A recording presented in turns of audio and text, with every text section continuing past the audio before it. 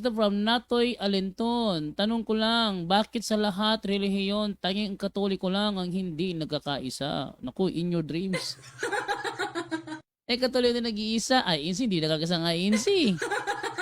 Hindi nagkakaisa. Gusto mo ebidensya? INC, hindi nagkakaisa. Sige niya ha. Gusto niya ebidensya na ang INC hindi nagkakaisa. Mag-play tayo ng video to na ebidensya natin. INC, hindi nagkakaisa. Okay, play tayo ng video. Natoy Alinton, panoorin mo ha kung nagkakaisa ba kayo ha. Lang tayo sa INC videos. Ito ha. Nagkakaisa ba sila? Eto, pakinggan ninyo. Ayan.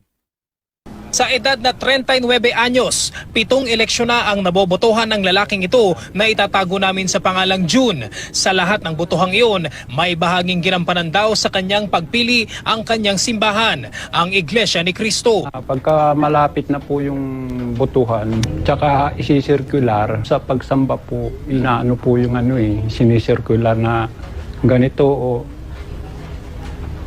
iikot yung mga may tungkulin na iabot na lang po sa amin. Yung balot? Sampol balot.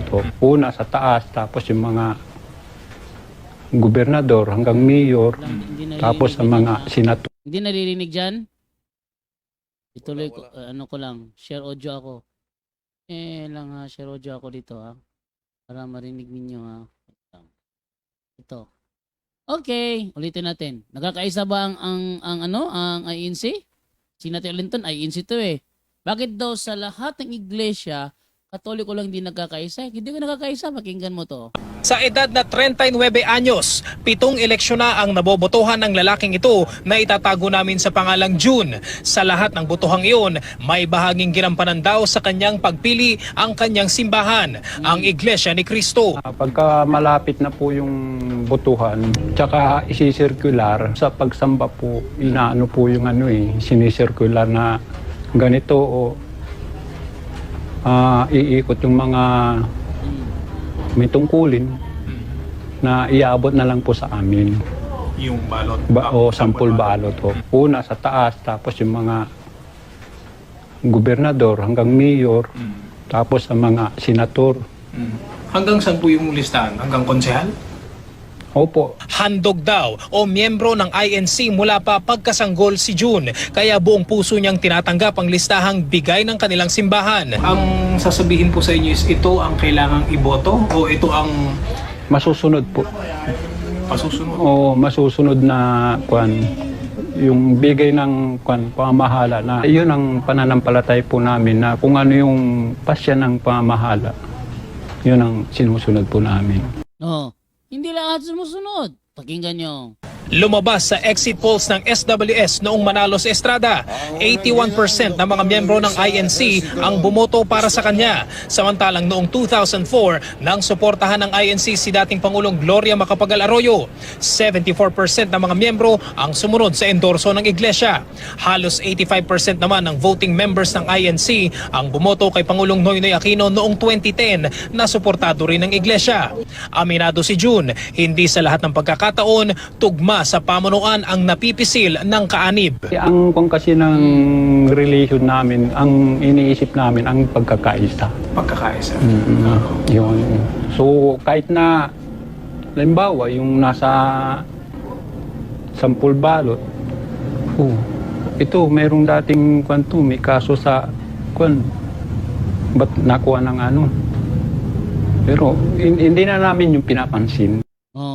Hindi lahat sumusunod.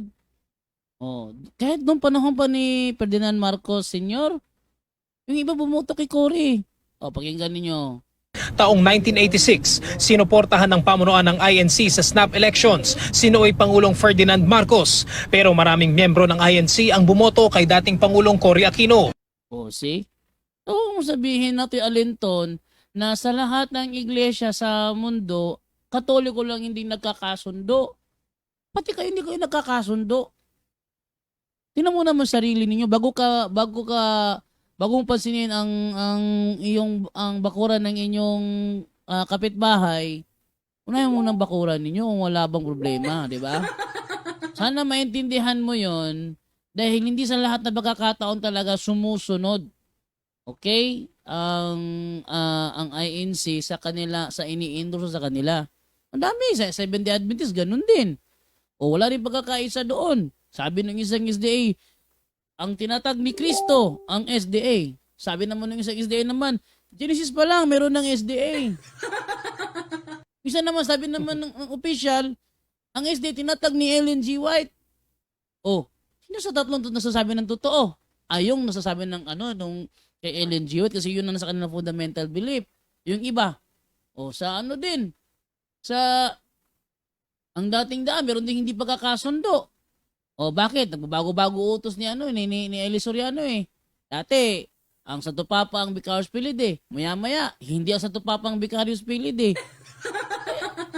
Huwag mo sabihin natin, Alinton, na Katoliko lang yung hindi nagkakasundo. Kasi meron tayong dokumento dito na maging sa inyo, meron ding walang pagkakasundo. Okay, tatawa ko to kay Denmark Abing. Sabi ni Denmark Abing sa akin na pag nakalaban ko daw siya sa sa debate, sikat na daw ako. Sikat? Paano ko magiging sikat sa'yo? Wala ka pa sa sa linya na magkikipagdebate, sikat na ako. Bakit? Nung Sabadista pa lang ako, kinalaban ko si Bro Windy, sikat na ako nun eh. Tapos, nung na-convert ako sa Catholic, sikat lalo akong sumikat. Tapos, nung ako ay napasama kay Panadayol, mas lalo akong sumikat. Si Denmark ba may ba yan? Ikaw na lang. Tatawa ako to kay Denmark. Okay, sabi dito ni Natoy Alenton, Bro John Ray, kaya nagalit ang mga Hudiyo kay Jesus dahil sinabi ni Jesus, ako at ang Ama iisa. Ayaw maniwala ng mga Hudyo na si Jesus ay ang Ama na nagkatawang tao. Sabi niya, Natoy Alenton, ako babanat dito. Natoy Alenton, saan mo nakuha na sinabi ni Jesus na siya ang Ama na nagkatawang tao? Saan mo nakuha yon? Sabi niya, mali ba ang mga Hudyo kung ayaw nila maniwala si Jesus ang Ama na nagkatawang tao? Kailan sinabi ni Jesus na siya ang Ama na nagkatawang tao? Patripasyanism yan siya, bro. Patripasyanism yan. Basahin na sinabi ni Jesus ha. Patripasyanism. John 10:36, sabi ni Jesus, ako'y pinili at isinugo ng Ama. Paano ninyo ngayon masasabing nilalapastangan ko ang Diyos kasi sinabi kong ako ang anak ng Diyos? Siya nga ang anak eh. Sabi mo nga, siya ang Ama. Sinabi nga niya, siya ang anak ko. Tapos sabihin mo, siya ang Ama na nagkatawang tao. Kala niya tinuro yan. Strawman fallacy ang ginagawa mo na Toy Alinton. Bibira ka, wala ka naman palang alam.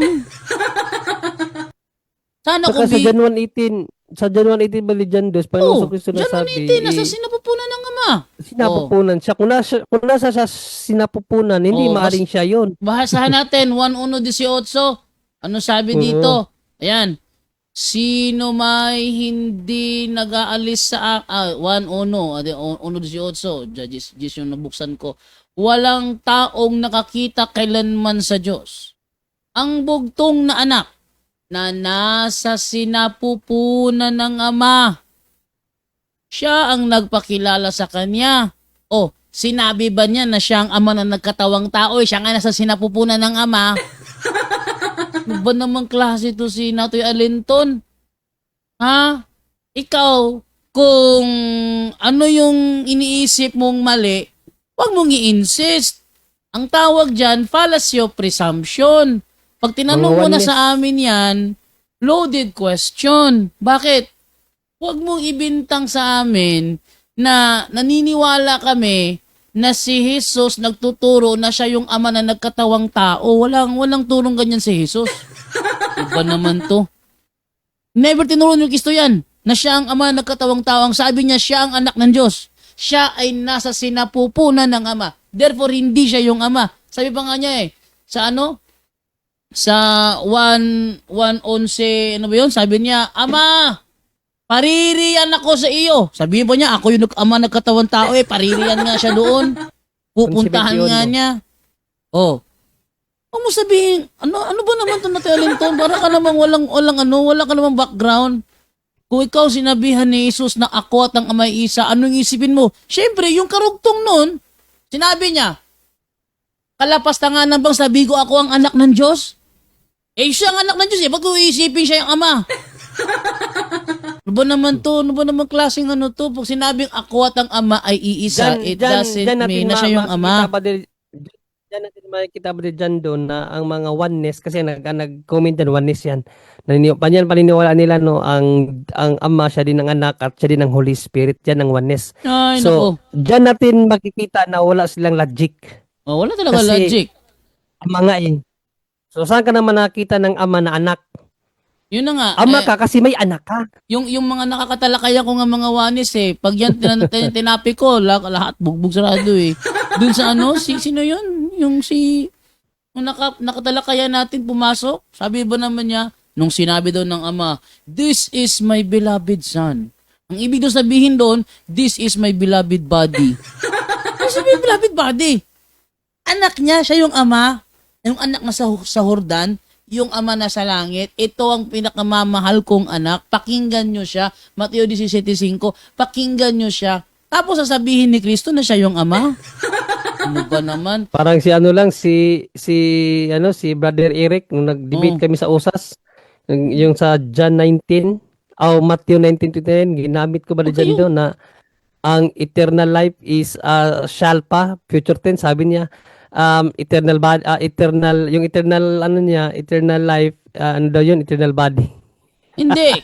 Kasama nga ng ama yung buhay na walang hanggan. Basahin natin yung maganda yung ginamit, diba, John Ray? Unang Juan 5:20 yan Diba? O, unang Juan 5:20. Tingnan nyo anong sabi dito sa unang Juan 5:20. At nalalaman nating naparito na ang anak ng Diyos. Di iba yung anak, iba yung ama. Kasi ang Diyos may anak. At binigyan niya tayo ng pangunawa upang makilala natin ang tunay na Diyos. At tayo nasa tunay na Diyos sa Kanyang anak. Pag sinabing Kanya, may iba. Kanya nga Kanya. Pag sinabing Kanya, iba naman yung tutukoy. At tayo ay nasa tunay na Diyos sa Kanyang anak na si Jesucristo. Siya ang tunay na Diyos at buhay na walang hanggan. Sino yung buhay na walang hanggan dito? Tunay na Diyos at buhay na walang hanggan? Yung anak na si Jesucristo. Siya ba talaga? Ating basahin sa unang 1:1 tayo, 1:1 hanggang tuloy lang natin para malaman natin Sumusulat kami sa inyo tungkol sa Kanya. Nasa simula pa'y siya nga, ang salitang nagbibigay buhay. Sinong topic dito? Si Kristo Siya ang aming narinig at nakita, napagmasdan at nahawakan. Sino yan? Si Kristo.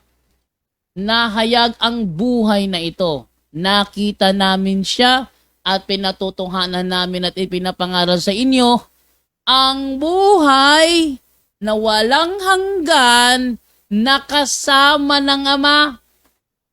Sino nga yung buhay na walang hanggan sa unang 1:5:20? Si Kristo. Bakit? Yung buhay na walang hanggan doon, ang tunay na Diyos at buhay na walang hanggan kasama ng Ama. Ba't iisipin ng mga Hudyo na si Kristo ay ang nagkatawang tao na Ama? Sinabi nga niya sa John 10:36, ulitin natin para malaman ni Alinton, kasi sa comment section Ako'y pinili, 10, 36. 10:36, sabi dito, ako'y pinili at sinugo ng Ama. Paano nyo ngayon masasabing nilalapastangan ko ang Diyos dahil sa sinabi kong ako ang anak ng Diyos? Pag narinig ng mga Hudyo, niisipin pa din nila na siya yung Ama. Grabe naman ng mga Hudyo, napakaliwanag pagkakasabi, ako ang anak ng Diyos. Nalala ko yung Muslim na si Muhammad Isa Sabuero. Sabi niya, sa Biblia, wala akong nabasang sinabi ni Jesus na ako ang anak ng Diyos. Ang sinabi ni Jesus, At saka, Brother Jando, ako ang anak ng tao. Tsaka, Brother Jando, ang unawa ng mga Oneness at ang unawa ng mga Hudyo, hindi naman parehas eh. Kasi Hindi nung pareho. sinabi ni Panginoong Kristo na ako at ang Ama ay iisa, ang unawa ng mga Hudyo, pinapantay ni Kristo kanyang sarili sa Ama. Pinapantay, hindi sinabi ng mga Hudyo na pinapalabas mo na ikaw yung Ama, hindi sinabi Hindi. ng mga Hudyo yun. Oh, Ang kahit, sinabi ng mga Hudyo, hindi ka namin babatuhin dahil sa mga gawa mong mabuti. Babatuhin ka namin dahil ipinapantay mo ang iyong sarili sa Diyos. Oh. Ipinapantay, hindi sinabi na ikaw yung Ama. Ano naman to? Sabi ni Natin Linton nito, tinan nyo ano Natin Linton na, kahit ikaw ang sinabihan ni Jesus bro na ako at ang Ama ay isa, hindi ka maniniwala na siya ang Ama na nagkatawang tao. Hindi ako maniniwala, kaya nga sinabi niya eh. Nilapastangan ko ba ang Diyos pag sinabi kong ako ang anak ng Diyos? Ako ang anak ng Diyos, sabi mo naman, iisipin ko na siya ang Ama. Eh, hindi ako nakakaintindi niya sa sinabi ni Jesus. Lumito ngayon, hindi kayo hindi nakakaintindi. Etong mahirap, no? Kumukontra ka sa isang bagay na hindi mo naintindihan. Para nang ganito ba, nagkaroon ng meeting, tapos bigla kang nag-resign, tutol ako. Anong tututulan mo? Ano ba yung pinag-uusapan ninyo? Parang ganun ba? Kaya nga sinabi ni Jesus at ipinaliwanag niya na siya ay anak ng Diyos dahil inakala ng mga Hudyo, sinabi ni Jesus na siya ang ama. Wala! Kuno ba naman to? Kaya nga siya babatuhin eh. Kasi pinipilit daw niya na ipantay ang kanyang sarili sa Ama. Ipantay. Ano ba sabi ng ipantay? Pag sinabing ipantay, iba ang Ama, iba siya. Nakikipantay siya sa Ama. In which talaga namang pantay sila, kaya nga hinubad niya ang kanyang pagkapantay sa Diyos. Ito, binasa to na niyo eh. Ating basahin na sa Filipos 2:5 hanggang 7. Tingnan nyo ha. 5 hanggang 7. Sabi dito, naway magkaroon kayo ng kaisipan na tulad ng kay Kristo Jesus. Kahit taglay niya ang kalikasan ng Diyos, hindi niya ipinagpilitang manatiling kapantay ng Diyos. Kung babasahin natin yan sa contemporary, Christ was truly God, but He did not try to remain equal with God. Na siya bagamat nasaan yung Diyos ay hindi niya inaring isang bagay na nararapat panangnan ang pagkapantay niya sa Diyos, kundi bagkus hinubad niya ito. Anong hinubad niya? Ang kanyang pagkapantay sa Diyos. Ang unawa naman ng mga ng ibang sekta, ang hinubad niya ang kanyang pagka-Diyos. Ang hinubad niya ang kanyang pagkapantay. Kaya nga sinabi niya sa 1:28, ang Ama ay lalong dakila kaysa akin. Kaysa akin. Kasi nasaan yung alipin siya. Sinabi niya na ang Ama ay lalong dakila kaysa akin. Tapos sasabihin mo siya ang Ama. Iba naman klase. Ang ako'y alinto naman. Wag namang pahalata. Ako at ang Ama iisa, bro. Ano ba ang ibig sabihin niya kung may alam ka? Yun na nga, alam ko. Kaya kung sinasabi sinabi ngayon sa 10:36 nilalapastangan ko ba ang Ama nang sabihin ko sa inyo na ako ang anak ng Diyos? Doon sa sa 10:31 to 32, sabi niya, hindi ka rin babatuhin kasi sa mabuti mong ginawa, kundi dahil nakikipantay ka sa Diyos. Nakikipantay, itinuturi mo sarili mong Diyos, nakikipantay ka sa Diyos. Ano ba naman yan? Naku, ewan ko na lang sa iyo. Yang sinasabi mo ngayon na si Jesus at ang Ama ay iisa, which means si Jesus ang Ama nagkatawang tao, sarili mo lang unawa yan na. Yan ay sarili mong unawa na hindi naman tugma sa napakinggan ng mga Hudyo. Napakinggan ng mga Hudyo, sinabi ni Jesus, ako ang anak ng Diyos. Yon ang napakinggan ng mga Hudyo. Sarili mo ulang unawa mo, saksak sa amin, sarili mong unawa. No? Next, tanong naman tayo dito. Ay, alas 10:13 na pala. Alas 10:13 na pala. Yan ha. Okay na. Yan. Sige, Brother Angel, meron ka sabihin, Brother Angel? Hindi, yun ang mahirap sa kanila, isang talata, kung at ang iisa, yun na yun. Hindi na binaliwala na iba sinabi. Kaya sabi, ganyan si Satanas nung sabi niya, nasusulat, sabi niya, di ba? ipagtatanggol ka o iligtas ka ng Diyos. Ano sabi ni Jesus? Nasusulat din. Ano ibig sabihin nun? Basahin mo rin yung ibang talata. Nangyayari kasi sa mga yan, na magbasa ng isang talata, yun na yun. Hindi na pababayaan ng ibang talata. Kaya nga sa Transfiguration at saka sa baptism ni Jesus, may nagsasalita sa taas eh. Oh, Sino yung nagsasalita? Siya rin yun. Ano ba yun? talento naman. Wow, wag Sino masyadong... nagsasalita? Ibigay mo nga yung isang talata kahit sa bautismo yung sa Transfiguration bro. Tanong mo sa kanya, sino nagsasalita? Siya rin. Oh, ate basahin yan. Mateo 17 yan eh. Oh, yan ha. Oh, Tingnan mo ha. Mateo Diyan pala, 17 sablay yun. ka na. Sablay siya rito Kung eh. siya ang ama, Oh. sablay ka dyan. Ngayon, sabi dito ha. Oh, Oh. eto. Yan. Sabi dito, habang nagsasalita pa si Pedro, nililiman sila ng napakaliwanag na ulap. Mula rito'y may tinig na nagsabi, ito ang minamahal kong anak. Sino nagsabi nun? Siyempre, yung Sino may nagsabi anak. nun? Yung may anak. Hindi, kaya katanungin mo siya, sino nagsabi nun? Ay, hindi sasagot yan. Sa comment section lang eh. Kasi, okay, sa comment section, sumagot ka, sino nagsasabing ito ang aking anak? Kung Ang siya ama. rin pala yung ama. Ang Kaya ama. nga, hindi, kung siya rin ang ama, sabi niya kasi, di ba, yung anak, siya rin ang ama. Eh ngayon, may nagsasalita eh. Oh, Ang tanong dyan, sino nagsasalita ka mo? Kasi may binabanggit siyang anak eh. Sabi niya, siya lang din yung, si Jesus din ang ama. Si ano yan eh, Kibuloy, ganyan din eh. ganun Si din Kibuloy, kakibuloy. ganyan din mag-isip si Kibuloy, mga oneness. Eh paano yan? Maging oneness siya rin, may nagsasalita sa taas. Eh, Sabi sino dito, yung anak? pakisagot bro, ano ang ibig sabihin na sinabi ni Jesus sa kotang ama ay iisa? Ang ibig sabihin mo, pareho paulit-ulit. silang ng nature at essence. Basahin natin ha. Ito, mahirap sa mga hindi nagbabasa kasi ng ng Biblia eh. John 10:30. Basahin natin na ano ibig sabihin nun ha. Ito, I and the Father are one in essence and nature. Saan Isang sila Diyos sila. iisa?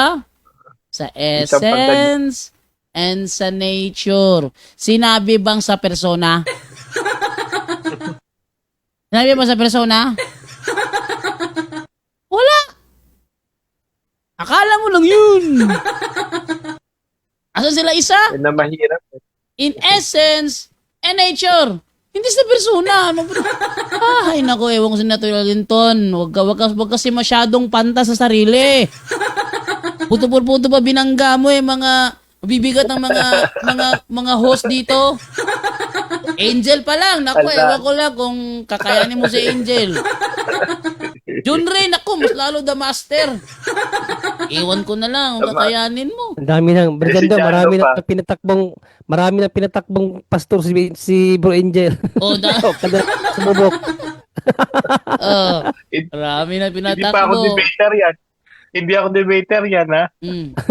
Hindi pa debater yan. Ang sabi niya dito, hindi nyo talaga magets. Nako, ikaw ang hindi nakakagets.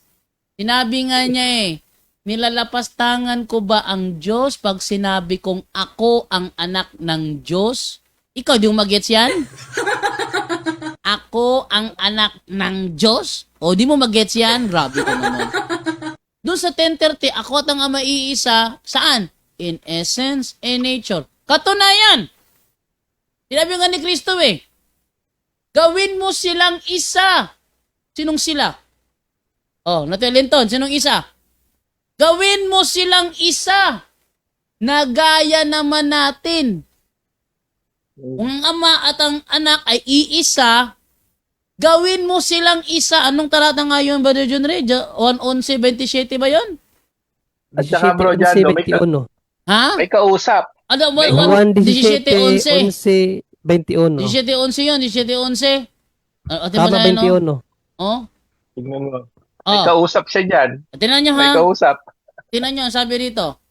At ngayon, ako'y pupunta na sa iyo. Sinong nagsasalita? Si Kristo. May pupuntahan siya. pupuntahan Sino niya? pupuntahan ni Kristo? Yung ama. Oh, Sino pupunta niya? Sarili niya. kailangan sarili niya pupuntahan niya. Ano ba namang klaseng ano yan? Oh, Sablay. iniiwan ko na ang sanlibutang ito. Ngunit sila, sinong sila ito? Sinong sila? Mga apostol. Di ba? Ngunit sila ay nasa sanlibutan pa. Amang banal, ingatan mo po sila sa mamagitan ng kapangyarihan ng iyong pangalan. Ang pangalan ama pala, may ama. ibinigay mo sa akin. Ang pangalan ibinigay. Sino nagbigay? Ang ama. Sino yung ama? Sino Sarili nagbigay? siguro niya ang nagbigay siguro ba rin dyan? Sarili niya. Sarili niya. Binigyan ni Oh. sarili niya. O, binigay mo sa akin upang paanong ikaw at ako ay iisa. Ano ha? Oo. Kung paanong ikaw at ako ay iisa. Sinong sinabi niya iisa? Yung ama, di ba? Ikaw at ako ay iisa. Gayon din naman sila'y maging isa. Kung tama ang Ikausap. unawa mo, kung tama ang unawa mo, na sa term ako ay iisa, ipinlilitaw mo na ngayon na siyang ama na nagkatawang tao, lilitaw na si Pedro, yan, siya rin si Juan. At si Pedro, na siya si Juan, siya rin si Santiago. Ikaw rin si Kristo. Oh, Hindi. At saka sino yung kausap na? Siya rin yun. Kinakausap niya sarili niya. yun na nga. Ang sabi dito kasi, kung paanong ikaw at ako ay iisa, gayon din naman sila'y maging isa. Lilitaw na kung ang ama, si Kristo iisa, ibig sabihin siya ang ama nagkatawang tao, lilitaw na si Pedro, siya rin si Juan. Si Juan, siya rin si Pedro. Kumbaga, isang tao lang yan. Si Juan, si Pedro, isang tao lang yan. Kung ang unawa niya, ang ama at ang si Kristo iisa, it means isang persona lang ang ama at ang anak. Lilito na si Pedro at si Juan, isang persona rin yan. Ano ba naman natin yan, Linton? Nabudol ka ng pastor mo. Nabudol ka ng pastor mo. Oy. Pastor niya ngayon. Ano ba naman? Unawain mong talata, ha? Upang kung paanong ikaw, sinong ikaw? Ama. Upang kung paanong ikaw at ako, sinong ako? Si Jesus. Ay iisa. Iisa ang ama at ang anak. Di ba? Yan ang unawa mo dyan, di isa ang ama at anak, therefore siya ang ama nagkatawang tao, yan ang unawa mo. Ang karugtong, gayon din naman sila'y maging isa. Atin pa sa dating Biblia ito. Isang dating Biblia para mas lalong maliwanag. At wala na ako sa sanlibutan at ang mga ito ay nasa sanglibutan. At ako'y paririyan sa iyo, amang banal. Ingatan mo sila sa iyong pangalan, yaong mga ibinigay mo sa akin, upang sila'y maging isa, na gaya naman natin. Oh, Alinton, ano pa? Birit pa, birit. Bro, natin. So, dalawa pala. Oh, Hindi isa. di dalawa pala. Oh. Sablay. Upang sila, sinong sila? Yung mga apostol. Upang sila'y maging isa, na gaya naman natin. Kung ang unawa ni Alinton sa natin, iisang ang ama at ang anak, iisang persona lang, siya yung ama na katawang tao, lilitaw din na itong si Pedro, siya rin si Juan. Ibig sabihin, isa lang ang mga apostol. Isang tao lang ito. Si Pedro, si Juan, si Santiago, si Bartolome, si Judas, si Tomas, isang tao lang ito. Kung At ating saka bro, Jando, sino kausap niya yan? Sarili niya? sarili siguro niya. Ano ba Parang naman si ano, klase ito? Oy, Alinton, ano ka ba naman? Si Linton, kinakausap niya sarili niya. Alinton, huwag na masyadong pantas sa sarili. Yung paninindigan mo ginigiba ng 17:11 ng Juan. Yun na, hindi ka mahiya niyan. Pag iisa lang ang talata, pinagmamalaki pa. Iisa lang alam. Isang talata lang ano mo. Ito yung backup namin, oh. 17:11. Kung si Kristo at Ama ay iisa, ang mga alagad din ay iisa. Lilitaw, kung si Kristo yung Ama, edi yung alagad, isang tao rin yun. Ay, nako. Natoy Alinton, wag matigas naman ang ulo. Sabi dito, kaya nga nagalit ang mga Hudyo. Unawa mo lang yun. Kaya nga nagalit ang mga Hudyo dahil inakala nila, sinabi ni Jesus siyang Ama. Inakala nila o inakala mo? Kaya nga, sasabihin mo ng mga Hudyo, Pinapantay nga lang. sasabihin mo ng mga Hudyo, nakikipantay ka sa Diyos. Sasabihin mo ng mga Hudyo yun kung Inisip na siya yung Diyos? Ano naman to? Ano? Pagka nakikipantay, brother, ibig sabihin, may pinapantayan. May pinapantayan. Hindi isa yun. Ano ba nito? Ano ba pinag-aralan ni brother? Kaya nga pinapantayan eh. Oh. Sabi dito ha. Ay, isa pa. Oh. Yung nakikipantay siya sa Diyos sa kanila eh. Isang talata lang, wala. Yun na. Hindi Yun na yung nga. para sa akin. Tapos kaya ba sasabihan mo na hindi makagets? Ikaw ang hindi makagets. Yan nga sinabi ni Juan eh. Sabi ni Kristo, gawin mo silang isa na gaya naman natin. O di ang ama at ang anak iisa. Gawin mo silang isa gaya natin. Eh kung sa unawa mo, siya yun yung ama. Dililito yung alagad, isang tao rin yun. Ba naman? Ay, wala ka, mahina ka. Wag mo na ipilit. Hindi mo nga maribat. Bro, ang dami namin talatang binigay, ikaw iisa lang. Hindi mo maribat ito ni 17. Sige, iribat mo ito ni 17:11. Sige, patunayan mo sa akin na kung ang unawa ng mga Hudyo na si Jesus, siya rin yung ama, patunayan mo sa akin na si Pedro, siya rin si Juan. Sige, patunayan mo. Sige, patunayan mo sa akin, Alinton. Sige nga. Sabi ko ngayon, ano mo? Kung sa unawa ng mga Hudyo dito, si Jesus, siya rin yung ama, patunayan mo sa akin, ang sabi ni Jesus yan, 17:11, si Pedro, siya rin si Juan. Sige, patunayan mo sa akin para tumama yung ano mo, unawa mo. O kasi... Dahil sinabi dyan, iisa rin sila. O, paano yan? Gawin mo silang isa, gaya natin. Kung paano naging isang ama at ang anak, ganun din naging isang mga apostol. Sige, para sa iyo, si Jesus na yung ama, patunayan mo sa akin, si Pedro, siya rin si Juan. Sige na. Kasi nakabasa kang iisa. Oh. Alam mo, yan ang napapala mo kakapanood mo ng Darna. Yan ang napapala mo kakapanood mo ng Darna. Sino ba si Narda? Hindi mo alam, si Narda at si Darna ay iisa. Manood ka ba kasi ng Darna? Ay, Deng, nasaan yung puting bato? Adeng, nasaan yung puting bato, Adeng? Yan. Baka iba yung Narda, iba yung Darna. Yun na nga, yun na pinapalitaw. Parang gano'n din yun eh. Kasi si Narda, pag lumunok na puting bato, sabihin niya kaagad, Darna! Diba, nagiging Darna siya. O sige. Sabi niya, intindihin nyo kasi, iniintindi namin. Kaya nga, sige, iribat mo 17:11. Sige, Natty Alinton, iribat mo 17:11. Patunayan mo sa akin, kung ang ama ay si Jesus, patunayan mo sa akin si Pedro, siya rin si Juan. Para makita kung nauunawa mo yung John 10:30. Sige nga. Anong iintindihin? Ang dami na nga namin pinaliwanag sa'yo. Ikaw, isang talata ka lang. Pinakamatindi talaga yung 17:11. Sige, Natoy. Sige, mag-closing muna tayo. Aabangan ko ang comment ni Natty Alinton kung kanya bang patutunayan dito na kung ang ama ay nagkatawang tao na si Jesus, dahil si iisa sila, patunayan mo rin si Pedro, yun din si Juan. Okay, tunayan mo. Sige, at maghuling mensahe muna tayo. Ating abangan tong comment niya ni Natty Alinton. Patunayan mo ha. Pag hindi mo pinapatunayan, patuloy ka sa sayo mo, hindi mo mag-isip, sabihin natakot ka. Natakot ka. Natty Alinton, inihintay ko yung sagot mo. Kumbaga, hinahamon kita ng bakbakan sa ibabaw ng ring. Huwag kang lumiko-liko. Ganyan ito ha.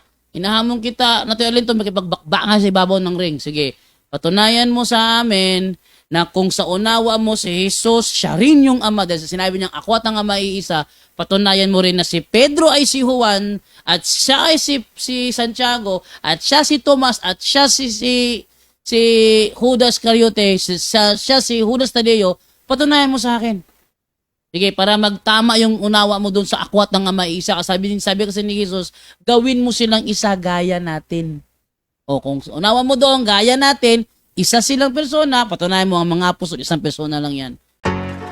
Anyone can claim the statement of the Bible because we can do a private interpretation. Kining ako mga kaigsunan niya ipabarog nga usa ka haligi nganong matuod ang simbahan tungod kay gitukod ni Kristo. Dili tungod sa pagkamabasa, dili tungod sa karakter, dili tungod sa ngan, usara ang haligi nga kung ipabarog nganong nahimong tinuod ang simbahang Katoliko, way laing rason tinukod sa atong Ginoong Hesus-Kristo. Talakayan to, hindi bara-bara, katotohanan lang, walang palusot. Para sa mesa ng usapan, di kami nag-aaway, puro talakayan, hindi banggayan ng patay malisay. Aral hinahimay, parang beats na nire-replay. Truth ang target namin, hindi hypo display. Bawat teksto sinisilip, context yan di pwedeng ipinipilit. Doctrine na solid, hindi fake, hindi at boses ng Diyos, di namin gustong i-credit. Doktrina flow, hasal ng pag-iisip, salita ng Diyos, yan ang aming inisip. Uhaw sa turo, kaya kami nagdidip sa talakayan, truth ang pinanghahawakan. Keep it! Doktrina flow, hindi ito laro, pag-unaway tumatagos hanggang buto. Sa bawat linya, puso ang sumisigaw, katotohanan lang, walang bawal, walang bawas raw. May tanong, sige lapag mo, let's go. Di kami takot sa debate na may respeto. Espiritu ang guide, parang bigtas mood ang tempo. Pag may liwanag, lahat ng shadow nagme-meto. Hindi kami nagmamarunong nag-aaral lang. Pag may gap sa mind, Diyos ang pumuno niyan. Ang Iglesia ng Diyos mula Espanya papuntang Pilipinas. Dapat malinaw yan. Hindi kompetisyon, hindi kami nagrarime para lang manalo. Puso ang puhunan, hindi bara-bara ang palo. Truth ang goal, yan ang tunay na trono. Doktrina flow, hasal ng pag-iisip, salita ng Diyos, yan ang aming inisip. Uhaw sa turo, kaya kami nagdidip sa talakayan, truth ang pinanghahahakan. Keep it, doktrina flow, hanggang dulo go. Liwanag ang bit-bit, hindi ego. Sa doktrinal na usapang totoo, The pillar and foundation of the truth is the Yo! church, and the Catholic Church is the church founded by Jesus Christ. Then, asay inyong pilion.